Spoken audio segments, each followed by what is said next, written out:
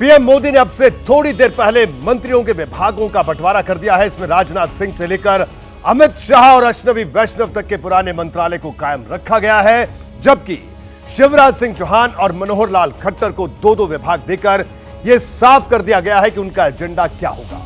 विभागों के बंटवारे से गठबंधन के साथियों को मोदी ने साफ संदेश दिया है कि काम न आएगा दबाव, विभाग बंटवारे से जवाब। आज इसी मुद्दे पर सबसे पहले हम चर्चा करेंगे। भारत की बात में मेरे साथ मौजूद हैं कुछ खास मेहमान। अभी ज्ञान प्रकाश हमारे साथ जुड़ेंगे, इसके अलावा प्रभु चावला जी हमारे साथ जुड़ेंगे और यहां स्टूडियो से राहुल महाजन जी मेरे साथ मौजूद हैं, वरिष्ठ पत्रकार हैं। राहुल जी आपका स्वागत है, प्रभु जी आपका भी स्वागत है। बहरहाल आज का सबसे बड़ा सवाल, एक एक कर आपको यह भी बताएंगे कि आखिरकार किस मंत्री को कौन सा विभाग दिया गया, लेकिन सबसे बड़ा सवाल यह है कि आखिरकार विभागों के इस बंटवारे के जरिए क्या संदेश है। संदेश साफ है, क्योंकि कई तरह की चर्चाएं थी कि गठबंधन के सहयोगियों को बड़े मंत्रालय मिलेंगे, और फिर उसमें यह भी चर्चा थी अगर बड़े मंत्रालय दे दिए गए तो जिन मंत्रालयों में प्रधानमंत्री नरेंद्र मोदी अपने सहयोगियों के साथ पिछले 2 कार्यकाल से काम कर रहे थे, ऐसे में अगर वहां पर नए मंत्री आते हैं तो क्या स्थिति होगी। लेकिन तमाम अटकलों पर विराम लग चुका है और अब नरेंद्र मोदी का मंत्रिमंडल सामने है विभागों के साथ। तो बड़ा सवाल यह कि क्या इससे यह संकेत मिल रहा है कि किसी दबाव में नरेंद्र मोदी नहीं है। इससे पहले इस चर्चा की शुरुआत करें, जल्दी से आपको दिखा देते हैं कि आखिरकार कौन कौन मंत्री बने।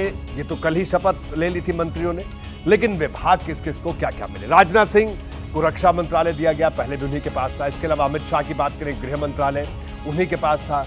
नितिन गडकरी की अगर बात करें तो सड़क परिवहन उन्हीं के पास था पहले। जेपी नड्डा स्वास्थ्य मंत्री बने, साथ में केमिकल फर्टिलाइजर, लेकिन मोदी 1 में वो स्वास्थ्य मंत्री रह चुके हैं। इसके अलावा शिवराज सिंह चौहान कृषि ग्रामीण विकास इनको दिया गया है, बड़े 2 महत्वपूर्ण मंत्रालय। और निर्मला सीतारमण को वित्त कॉर्पोरेट मामले के मंत्री इनको बनाया गया है। एस जयशंकर विदेश मंत्री, मनोहर लाल खट्टर हरियाणा के पूर्व मुख्यमंत्री, शहरी विकास के साथ ऊर्जा मंत्रालय भी दिया गया है। एचडी कुमारस्वामी भारी उद्योग के साथ स्टील। पीयूष गोयल की अगर बात करें commerce and industries. Dharmendra Pradhan शिक्षा मंत्री होंगे देश के। जीतन राम मांझी एमएसएमई मंत्री होंगे। इसके अलावा ललन सिंह पंचायती राज, मत्स्य, पशुपालन एवं डेयरी विभाग इनके पास होगा। Sarvdanand Sonowal port, shipping and जलमार्ग। इसके अलावा वीरेंद्र कुमार की बात करें तो सामाजिक न्याय।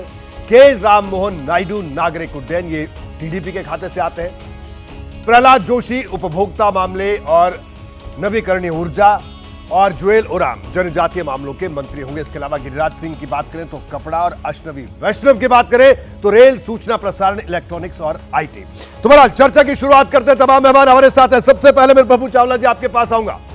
प्रभु जी क्या कहेंगे, प्रधानमंत्री नरेंद्र मोदी के मंत्री विभागों के साथ सामने है, पहला संदेश कैसे इस तरह से देखा जाए कि किसी दबाव में मोदी नहीं है, सहयोगियों को जगह मिली लेकिन अपने मुताबिक। क्या कहना है सर आपका? ये बात ठीक है कि दबाव में नहीं है, परंतु दबाव में दिखाई भी देते हैं कि कुमारस्वामी को 2 मंत्रालय देने का मतलब क्या है, 2 ही एमपी हैं, तो आप कहेंगे कि दबाव नहीं मिला। स्टील मिनिस्ट्री बहुत इंपॉर्टेंट मिनिस्ट्री है, उनको अलग से दे दी गई है। ये मेरे को अभी तक समझ नहीं आया कि क्यों दी गई है। तो आप दबाव एक तरफ से देखते हैं कि चंद्रबाबू नायडू ने सिविल एविएशन मिनिस्ट्री पहले भी रखी थी जब वो एनडीए में थे, अब भी हैं। पर इस मंत्रालय का सबसे बड़ा एक जो छोटी खबर के अंदर बड़ी खबर छिपी हुई है, एक मिनिस्टर है जो एमओएस इंडिपेंडेंट इंचार्ज 2 डिपार्टमेंट का है जी, उनका नाम है डॉक्टर जितेंद्र सिंह। वो कैबिनेट मिनिस्टर नहीं है, परंतु एमओएस इंडिपेंडेंट इंचार्ज उनके पास 2 विभागों का है, वो खास है उनके। वो पीएम में मंत्री भी हैं, एमओएस हैं। 5 डिपार्टमेंट तो उनके पास एमओएस के रूप में हैं, 2 इंडिपेंडेंट के चार्ज के रूप में हैं। यानी कि प्रधानमंत्री के बाद सबसे ज़्यादा पावरफुल किसी के पास मंत्रालय हैं, वो डॉक्टर जितेंद्र सिंह के पास हैं। सीबीआई भी उनके पास है, और उसके अर्थ साइंसेज भी उनके पास हैं, एटॉमिक एनर्जी भी उनके पास है। ये सबसे साइंस एंड टेक्नोलॉजी के वो इंडिपेंडेंट चार्ज हैं। तो बड़े मंत्रालय को छोड़िए, वो तो होना था, वो तो एक्सपेक्टेड लाइन पे हुआ है। और सबसे बड़ी जो खबर लगता है कि एनडीए सरकार के अंदर मेरे को लगता था पॉलिटिकली एक्सपर्ट जो मैनेजमेंट जानता हो पॉलिटिकल मैनेजमेंट का, उसको पार्लियामेंट्री अफेयर्स बनाना मंत्री चाहिए था, एक्सपीरियंस होना चाहिए था। किरण रिजिजू अच्छे आदमी है, मिलनसार हैं, परंतु पॉलिटिकल मैनेजमेंट का एक्सपीरियंस उनको नहीं है। फिटनेस का एक्सपीरियंस ज़रूर है, स्पोर्ट्स मंत्रालय आपने किसी और को दे दिया। तो किरण रिजिजू पॉलिटिकल, पहली बार हिंदुस्तान की हिस्ट्री में पार्लियामेंट्री अफेयर्स के अंदर नॉन पॉलिटिकल टाइप आदमी को पॉलिटिकल अफेयर्स मैनेजमेंट के लिए रखा गया है। इसका मतलब कौन चलाएगा? मेघवाल साहब हैं, उसके अंदर मुझसे बाहर से लगाए हैं। इंडिपेंडेंट चार्ज भी है उनके पास लॉ मिनिस्ट्री का। लॉ मिनिस्ट्री को उन्होंने अंडरमाइन किया, कैबिनेट लॉ मिनिस्टर को या फुल फ्लेज कैबिनेट मिनिस्टर नहीं है। तो मैं ये कहूँगा इस मंत्रालय के अंदर पुरानी जो मंत्री थे उनको रखा गया है। और ऐसे डिपार्टमेंट, जो 15 मंत्री ऐसे हैं जिनके पास 2-2 डिपार्टमेंट हैं जी, जो उनको अगर देखेंगे तो इसका मतलब ये कि इतना बड़ा मंत्री बनाने के बाद भी आपने एक मंत्री को 2-2 मंत्रालय दे दिए गए हैं। उसके अंदर अमित शाह से लेकर के जेपी नड्डा से लेकर के आप जाएंगे गजेंद्र सिंह, और उसके बाद किरण रिजिजू को भी 2 डिपार्टमेंट उनके पास भी, किरण रिजिजू के पास 1 डिपार्टमेंट और भी है।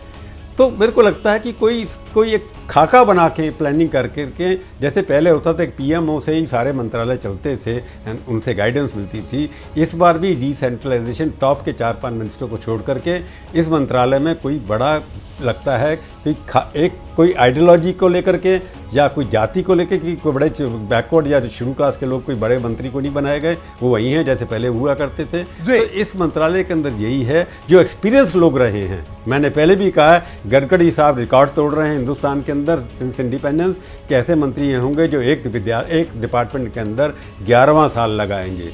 ट्रांसपोर्ट मिनिस्टर आज तक हिंदुस्तान में कोई भी 11 साल तक एक मंत्रालय में नहीं रहा है, ये सबसे बड़ी खबर है। और doctor Jitendra Singh 2 department retain कर रहे हैं और सारे मंत्रालय रिटेन कर रहे हैं, ये दूसरी बड़ी तो बिल्कुल प्रभु चावला जी का कहना था, कई सरकारें, कई मंत्रालय इन्होंने देखे, कवर किए, और इनका कहना है कि डॉक्टर जितेंद्र सिंह सबसे पावरफुल मिनिस्टर होंगे।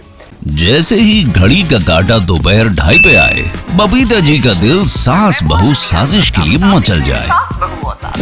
और ये है इनकी बहू, पूरे दिन ऑफिस की टेंशन हो जाए गॉन जब ये करें अपना फेवरेट शो फ्री टाइम पे ऑन। इनकी तरह आप भी देखें अपना फेवरेट शो अपने टाइम पर और डाउनलोड कीजिए एबीपी लाइव ऐप अपने स्मार्ट टीवी पर।